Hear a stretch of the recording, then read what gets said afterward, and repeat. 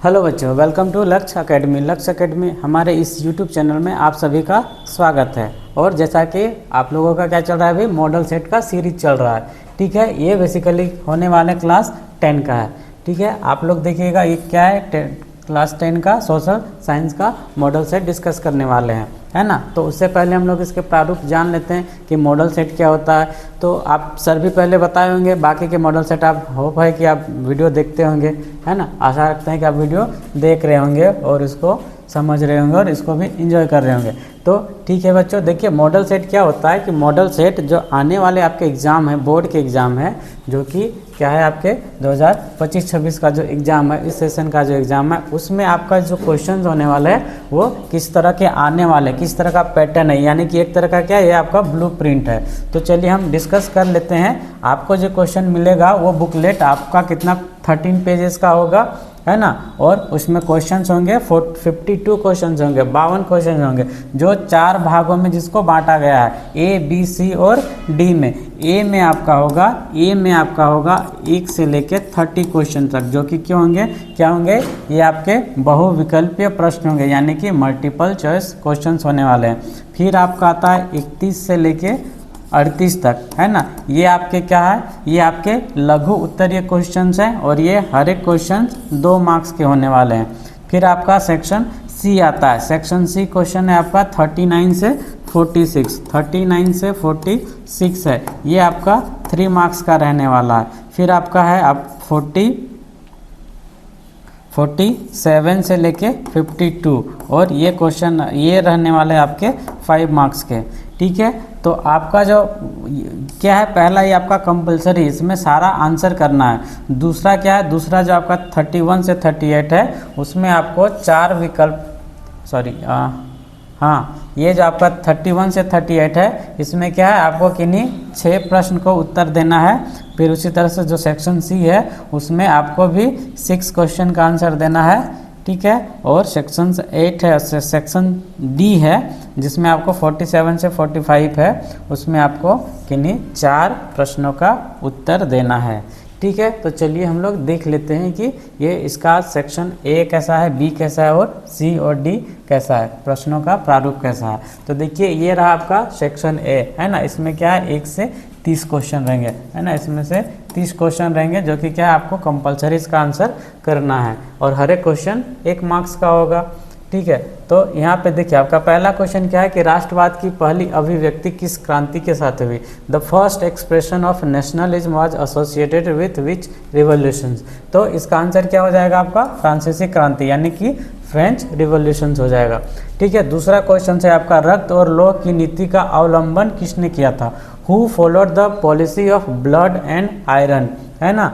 लौह और रक्त, यानी कि ब्लड एंड आयरन। आपके ऑप्शन है मजीनी, बिस्मार्क, हिटलर और काबूर। तो आप पढ़े होंगे तो आपको पता होगा कि इसका आंसर क्या होगा, बिस्मार्क। ये किसके द्वारा किया गया था, बिस्मार्क के द्वारा।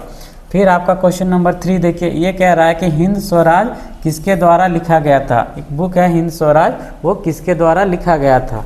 ठीक, तो आपके ऑप्शन है who wrote the Hindi Swaraj, है ना। तो आपके ऑप्शन है अबुल कलाम आज़ाद, सरदार पटेल, महात्मा गांधी या फिर सुभाष चंद्र बोस। तो इसका जो आंसर होगा वो था आपका महात्मा गांधी लिखे थे, जो आपके अराउंड शायद 1908 या आई थिंक 9 के ई में लिखे थे। ठीक से याद नहीं है, आपको कंफर्म कर लेना है। ठीक है, उसके बाद देखिए क्वेश्चन नंबर 4 है आपका कि क्रूर जालियांवाला नरसंहार कहाँ हुआ था। The cruel Jallianwala Bagh Bhaskar took place. आपके ऑप्शन है अमृतसर, मेरठ, लाहौर या फिर दिल्ली। तो सबको पता है कि ये कहाँ पे हुआ था, तो ये अमृतसर में हुआ था। ठीक है, जिसमें एक जनरल डायर थे, जिसमें क्या किए थे, वो निहत्थे लोगों पे गोली चला दिए थे, जिसमें बहुत लोग मारे गए थे। आपका 5वां क्वेश्चन है सिल्क रूट का अर्थ क्या है। सिल्क रूट आप पढ़े होंगे, सिल्क रूट के बारे में। सिल्क रूट का क्या अर्थ है, the term silk route refers to. तो ये जो था वो क्या था आपका, ये था कि ये चीन और रोम को जोड़ने वाला मार्गों का एक नेटवर्क था, है ना। द नेटवर्क रूट्स कनेक्टिंग चीन एंड रोम। रोम यानी कि विका यूरोप, है ना। तो चीन और यूरोप को जोड़ने वाला मार्ग था। का क्वेश्चन नंबर 6, आर्थिक महामंदी की शुरुआत कब हुई थी। जो आर्थिक महामंदी की शुरुआत थी वो कब हुई थी। The great depression started in, है ना। तो ये कब हुआ था, ये आपका हुआ था 1929 को, यानी कि 1929 को हुआ था। ठीक है, अब देखिए अगला प्रश्न क्या है, आलू अकाल किस देश में हुआ था, है ना। आलू अकाल, इसमें क्या हुआ था, ये आलू आप तो सुने ही होंगे, सब्जी है आलू। ठीक है, तो ये अकाल किस देश में हुआ था वो बताना है। The potato famine occurred in which country, England, Spain, Ireland या अमेरिका। आपके हिंदी के ऑप्शन है वही रह जाएंगे, इंग्लैंड, आयरलैंड, स्पेन और अमेरिका में। तो इसका आंसर क्या होगा, ये आज का आंसर होगा आयरलैंड में, है ना। जो पोटैटो फेमिन यानी कि आलू अकाल कहाँ पे आया था, तो आयरलैंड में आया था। ठीक है, ये आपके लगभग 4-5 साल चल रहे थे। इसमें क्या था कि आलू सक्सेसिव ईयर में, यानी कहने का मतलब कि वो लगातार कुछ सालों तक आलू का उत्पादन नहीं हो पाता था, और पूरा का पूरा जो आयरलैंड का इकोनॉमी था, आयरलैंड था, वो आलू पे डिपेंड था। जिसके कारण क्या हुआ था कि एक बीमारी था, बीमारी की वजह से क्या हुआ कि आलू का उत्पादन सही से नहीं हो पा रहा था, है ना। तो उसी को बोला जाता था पोटैटो फेमिन, यानी कि आलू अकाल, है ना। ये लगभग आपका 1845 से 1849 तक, कहीं कहीं आपको 1852 तक मिलेगा, जिक्र मिलेगा। ठीक है, तो इतना साल तक वहाँ पे क्या था, आलू का उत्पादन बंद था, जिसके कारण काफ़ी लॉसेस हुए थे, है ना। और आयरलैंड को बहुत कुछ सहना पड़ा था, लोग एक जगह से दूसरी जगह माइग्रेट कर रहे थे, है ना, और भूखमरी से बहुत लोग मरे भी थे। चलिए आते हैं अगले प्रश्न की ओर। अगला प्रश्न है आपका, भारत में पहला प्रिंटिंग प्रेस किन लोगों के द्वारा लाया गया था, who brought the first printing press to India. तो इसका आपके ऑप्शन है पुर्तगालियों द्वारा, डचों द्वारा, फ्रांसीसियों द्वारा और अंग्रेजों द्वारा। तो ये जो लाया गया था वो पुर्तगालियों के द्वारा लाया गया था। ठीक है, तो चलिए हम आगे देखते हैं क्वेश्चन नंबर 9, है ना। मोटे कपास का उत्पादन कई देशों में किया जाता था, लेकिन बेहतर किस्म कहाँ से आती थी, है ना। जैसा कि हम लोग जानते हैं थे, जो कोर्स कॉटन था वो produced in many countries but their finer varieties comes from. आपको ये बताना है कि वो आते कहाँ से थे, बेहतर किस्म के कपास। तो इसका आंसर हो जाएगा आपका भारत, ये हमारी धरती भारत से आती थी। ठीक है, आप क्वेश्चन नंबर 10 देखिए कि किस मिट्टी में लोहे धातु की अधिकता अधिक होती है, किस मिट्टी में लोह धातु की अधिकता होती है। ठीक है, विच soil contains highest amount of iron. तो हम लोग जानते हैं कि आयरन किसमें मिलता है, तो आपके ऑप्शन क्या है, लाल मिट्टी, काली मिट्टी, लेटेराइट मिट्टी और जलोढ़ मिट्टी। तो आपका आंसर क्या हो जाएगा, लाल मिट्टी में, क्योंकि आयरन की वजह से क्या होता है, वो मिट्टी लाल दिखती है। ठीक है, उसके बाद है आपका क्वेश्चन नंबर 11, बीज बचाओ, बीज नहीं, यहाँ पे क्या होगा, बीज बचाओ, है ना। बीज बचाओ आंदोलन क्या था, आपको बताना है बीज बचाओ आंदोलन क्या था। व्हाट वाज द बीज बचाओ मूवमेंट। आपके जो ऑप्शन है, रासायनिक खादों से अधिक उत्पादन, यानी कि higher production using chemical fertiliser. Tehri के किसानों द्वारा बिना रासायनिक खाद के फसलों का उत्पादन, यानी कि the higher production using chemical fertiliser. Second है आपका farmers of Tehri producing crops without chemical fertiliser. और आपका हरित क्रांति, यानी कि ग्रीन रेवोल्यूशन, पेड़ों का उगाना, यानी कि ग्रोइंग ट्रीज। तो इसका आंसर क्या होगा, तो बीज बचाओ जो आंदोलन था, एक टिहरी है आपका, टिहरी जगह का नाम है, जो कि पड़ता है आपका उत्तराखंड में, है ना। तो ये वहाँ के किसानों द्वारा आपका पर्यावरण बचाने के लिए, और जो देसी बीज होते हैं उसको बचाने के लिए, और रासायनिक खाद का मतलब बिना रासायनिक खाद के फसलों का उत्पादन करने के लिए ये आंदोलन किया गया था, है ना। तो और उसके बाद आपका नेक्स्ट क्वेश्चन है, धरातल का कितना भाग जल से ढका हुआ है। आपको बताना है धरातल का कितना भाग जल से ढका हुआ है ना।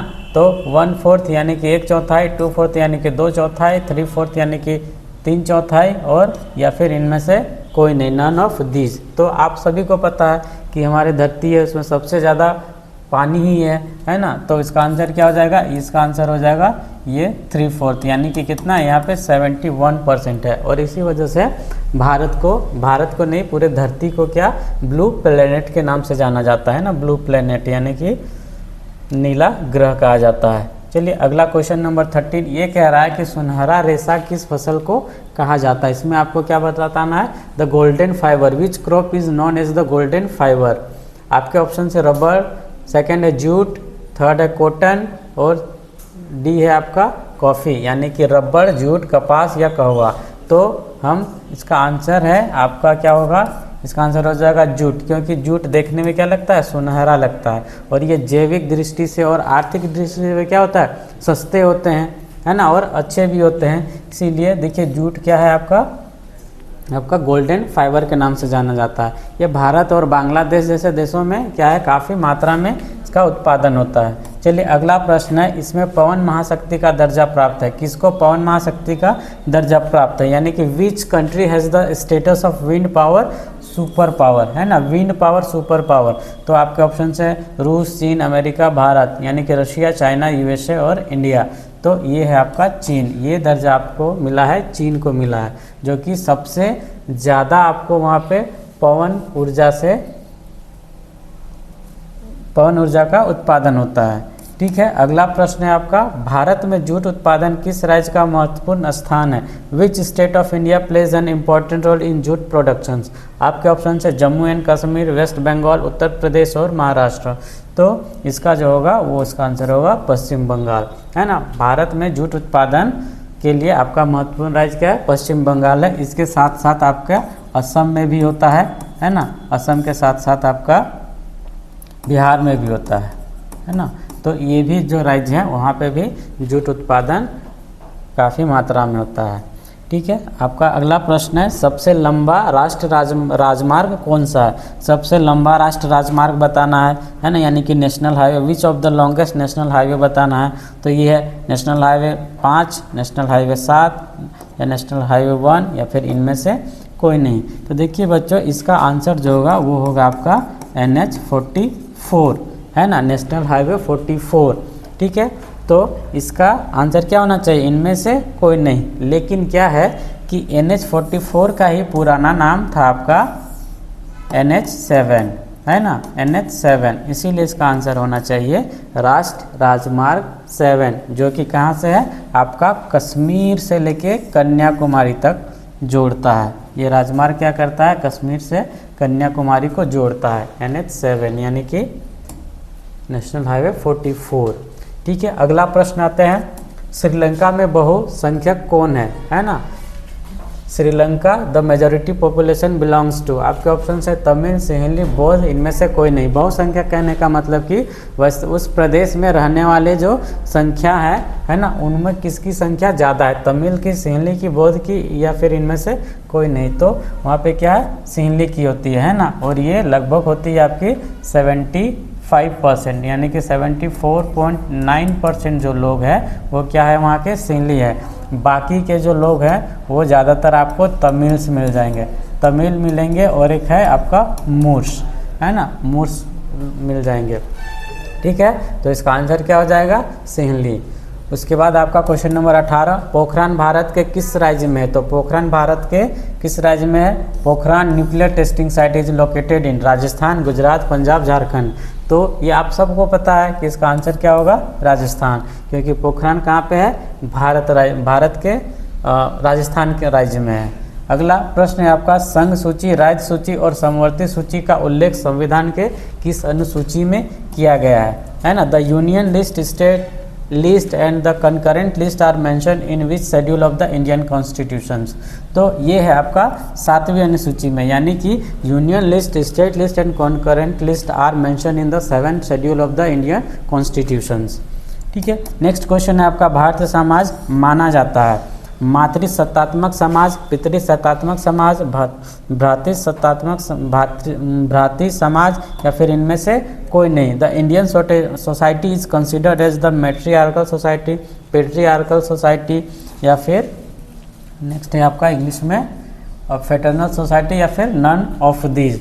तो इंडियन सोसाइटी है आपका एक पुरुष प्रधान देश है, यानी कि क्या, एक पितृसत्तात्मक समाज है, यानी कि ये क्या है, एक आपका पेट्रियार्कल सोसाइटी है ना। यहीं पे आपको दिखने को मिलेगा क्या है कि ये पेट्रियार्कल सोसाइटी, यानी कि ये भारतीय समाज में लोगों को, है ना, उसको जो लोग हैं यानी कि जो मेंस हैं उनको क्या माना जाता है, जो उनको प्रधान माना जाता है, जिसको पुरुष प्रधान देश भी कहा जाता है ना भारत को।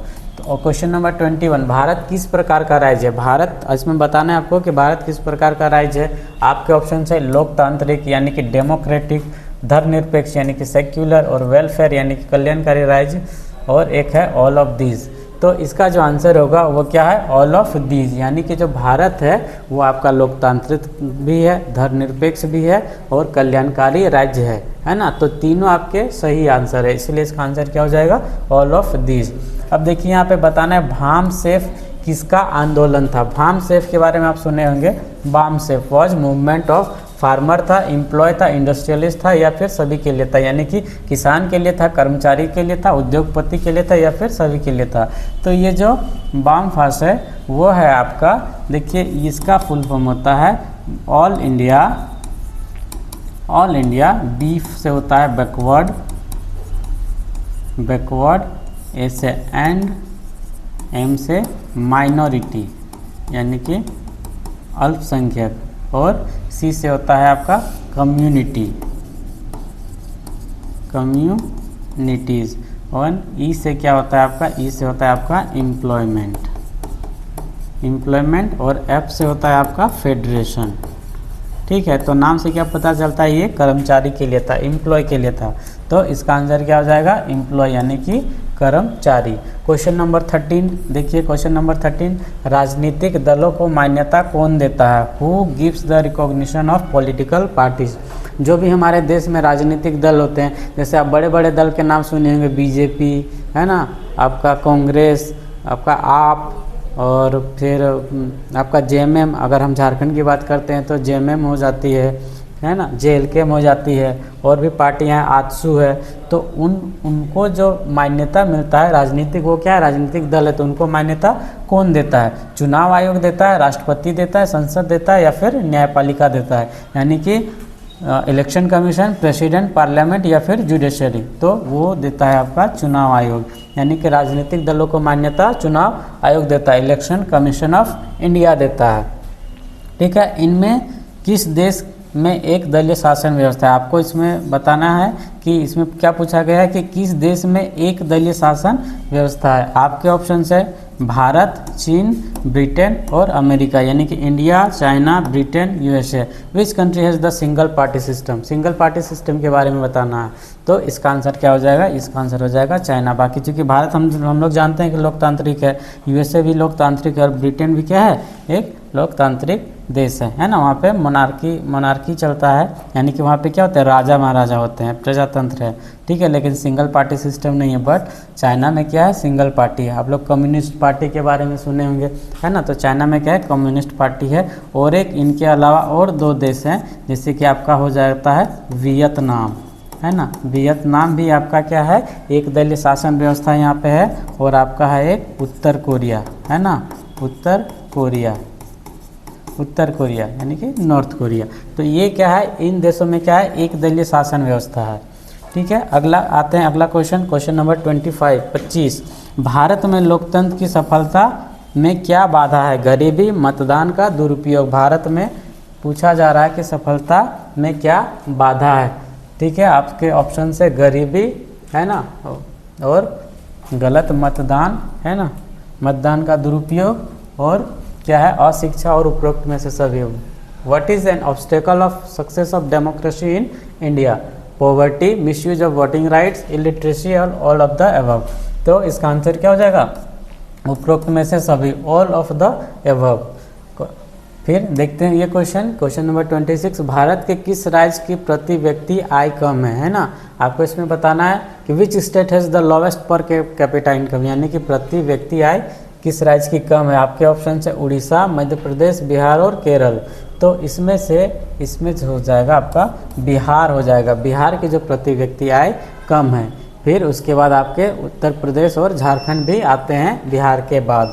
ठीक है, आपका आगे देखिए नेक्स्ट क्वेश्चन, रोजगार गारंटी अधिनियम कब लाया गया था। इसमें आपको बताना है कि रोजगार गारंटी अधिनियम कब लाया गया था। तो ये 2005, 2004, 2006, 2006 है ना। Employ guarantee act was implemented in, कब इसको इम्प्लीमेंट किया गया था। तो ये आपका 2006 में इम्प्लीमेंट किया गया था, 2 फरवरी 2006 को इम्प्लीमेंट किया गया था, 2 फरवरी 2006 को इसको इम्प्लीमेंट किया गया था। अब अगला क्वेश्चन आपका, भारत में मुद्रा जारी कौन करता है ना। Who issue the currency in India, तो आपके ऑप्शन है वाणिज्य बैंकों द्वारा यानी कि कॉमर्शियल बैंक, क्षेत्र ग्रामीण बैंक यानी कि रीजनल रूरल बैंक्स, राष्ट्रीयकृत बैंक यानी कि नेशनलाइज्ड बैंक, और डी भारतीय रिजर्व बैंक यानी कि रिजर्व बैंक ऑफ इंडिया, जिसको शॉर्ट फॉर्म में RBI बोलते हैं। तो आपका आंसर क्या होने वाला है?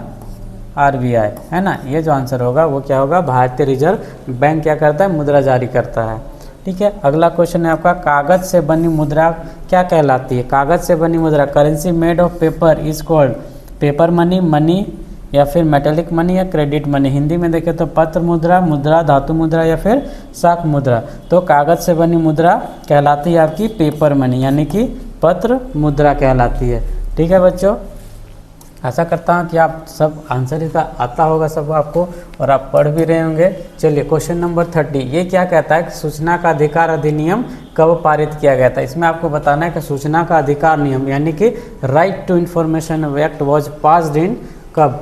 तो कब किया गया था? अक्टूबर 2005 में या फिर जनवरी 2006 में या फिर मार्च 2006 में या फिर जुलाई 2007 में। तो इसमें क्या बताना है आपको? RTI एक्ट के बारे में बताना है। तो ये जो था ये आपका पास हुआ था 15 जून 2006 को, लेकिन ये आपका पारित किया गया था 2005 को। तो ये आपका पारित किया गया था अक्टूबर 2005 में, है ना। बस संसद में पास किया गया था 15 जून 2005 को। ठीक है, तो ये रहे आपके जो 30 ऑब्जेक्टिव प्रश्न हैं और ये सारे कंपलसरी होते हैं और हर एक क्वेश्चन इक्वल मार्क्स कैरी करता है। ठीक है, इसके बाद आपका खंड B शुरू हो जाता है। ठीक है, तो इसके बारे में हम लोग अगले वीडियो में डिस्कस करेंगे, इसका आंसर किस तरह से लिखना चाहिए, है ना। तब तक आप देखिए, हमारे और भी मॉडल सेट आने वाले हैं, आप जरूर से देखिए उसको, आप समझिए कि कैसे कैसे आपको आंसर करना है, किस तरह से प्रैक्टिस करना है कि आप एक अच्छा नंबर से पास हो सके, है ना, आप अच्छा नंबर ला सके, परीक्षा में उत्तीर्ण हो सके। तब तक हमारे चैनल से जुड़े रहिए, एंजॉय कीजिए। और भी बहुत सारे वीडियो है, अगर आपको वीडियो पसंद आया हो तो आप शेयर कीजिएगा, सब्सक्राइब कीजिएगा और बेल आइकन को हिट करना नहीं भूलना है। Thank you for watching.